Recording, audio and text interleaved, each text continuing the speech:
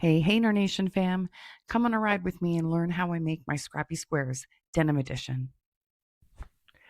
Okay, so we are all ready to go. We've got our 4x4 square of muslin that is going to be the foundation for our denim scraps. I've got my first scrap of denim ready to go, and my machine is set up just using a standard length straight stitch. On my machine, it's a 2.5, and I'm using just white thread. This is a budget friendly thread that I got, and it's not going to be seen, so the white doesn't really matter. You may or may not want to color coordinate when you're doing top stitching to a thread that matches the fabric that you're going with. I also have my iron on set to a very high heat next to me as well, because we're going to be pressing each piece after we've sewn it together so that when it's folded over, we've got a nice crisp line.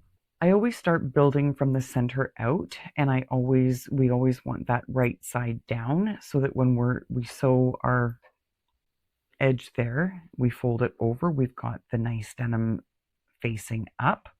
So we'll start with the first piece, and I'm going to place that one right about there. And I use approximately a 1/4 inch seam allowance, and I just eyeball it. So there's our first piece, and I'm going to press that down. Okay, there we go. First piece in place. So I try to switch up the denim scraps so that there's a good contrast. See, and that's a good piece there. So again, right side down. And I think I'm going to place that one across that way.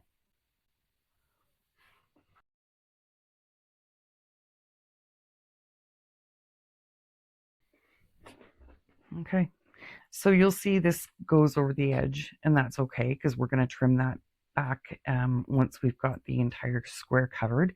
But essentially, you're going to just continue to do this and build on that. You want to make sure that each scrap that you add to your square is somewhat touching or overlapping the other pieces as well, so that you've got perfect coverage all the way around. So I'm going to continue to build on this square, and once I've got the square covered, we'll come back and I will show you how I do the top stitching.